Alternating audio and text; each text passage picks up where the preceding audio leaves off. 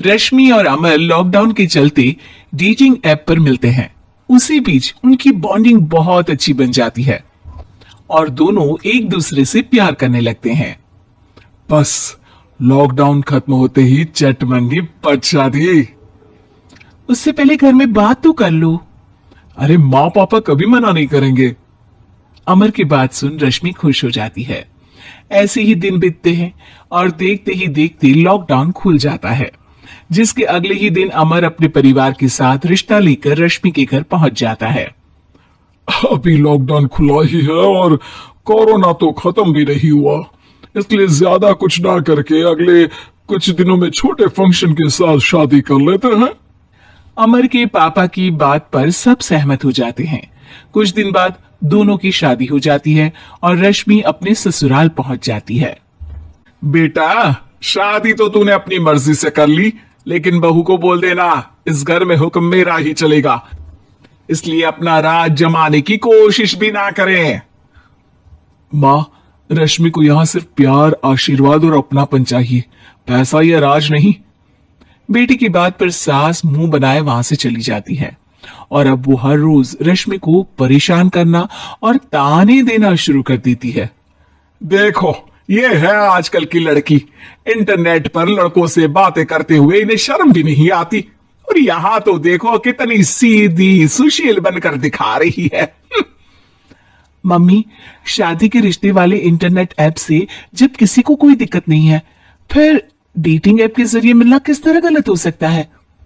रश्मि के dating app वाली बात सुन उसकी हैरान सास तुरंत तुनक कर पूरे घर को सिर पर उठा लेती है, जिसकी आवाज सुन अमर और उसके पापा भी वहां आ जाते हैं। हाय मेरी माता, इतना बड़ा झूठ! डेटिंग ऐप को इंटरनेट के जरिए मिली है बोलकर इस कलमुही को मेरे सर ला बिठा दिया। अरे नास पिटी, तुझे जरा भी शर्म नहीं आई? वहां न जाने कितने लड़कों से गुलु गुलु करके तुझे मेरा ही लड़का मिला था फंसाने के लिए।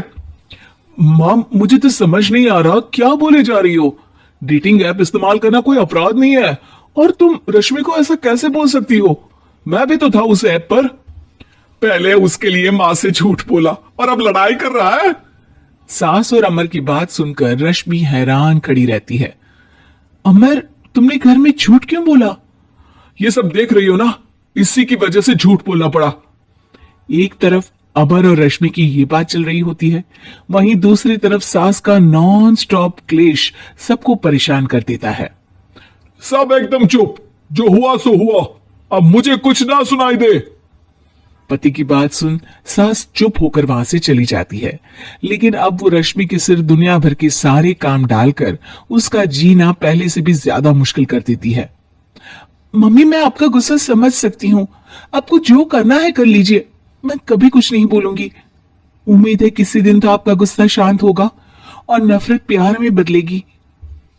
रश्मि की अच्छाई को उसका नाटक समझकर सास गुस्से के 7वें आसमान पर चढ़ जाती है और उसी शाम रश्मि को नीचा दिखाने के लिए अपनी सहेलियों को घर बुलाकर उसकी बुराइयां करने लगती है। अरे कौशल्या, क्या बताऊं, आजकल के बच्चे ना बहुत एडवांस हो गए हैं। पहले रिश्ते घर परिवार वाले सब देख परख के कराते थे, और अब ये लोग खुद न जाने कहां कहां मिलकर खुद ही सब कुछ पक्का करके हमें बता देते हैं। लड़की का कैसा दिन धर्म, कैसा ईमान, कैसा चरित्र कुछ नहीं पता, बस प्यार किया और घर लाकर बिठा देते हैं। अरे ऐसा क्यों बोलती हो?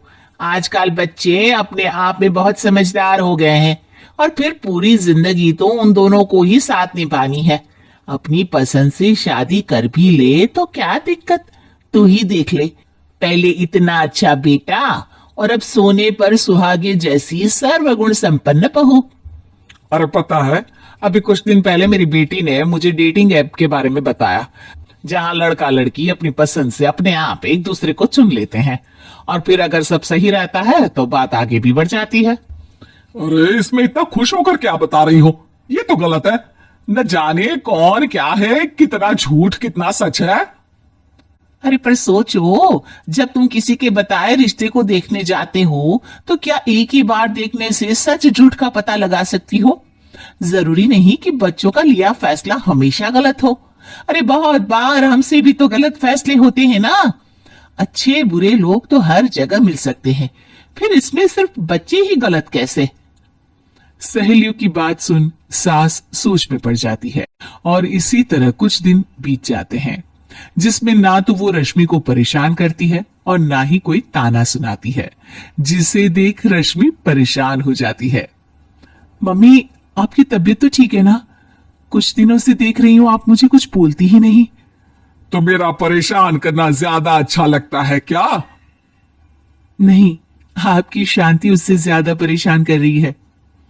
शांति इसलिए है क्योंकि मुझे एहसास हो गया है कि गलत तुम लोग नहीं, मेरी सोच है। प्यार तो एक सुंदर एहसास और शादी खूबसूरत साथ है। अगर ये साथ सच्चा है तो कहीं पर भी किसी भी तरह जुड़ा हो उससे कोई फर्क नहीं पड़ता। आप कौन है? इतनी अच्छी बातें मेरी पत्नी तो नहीं बोल सकती। क्या आप भी?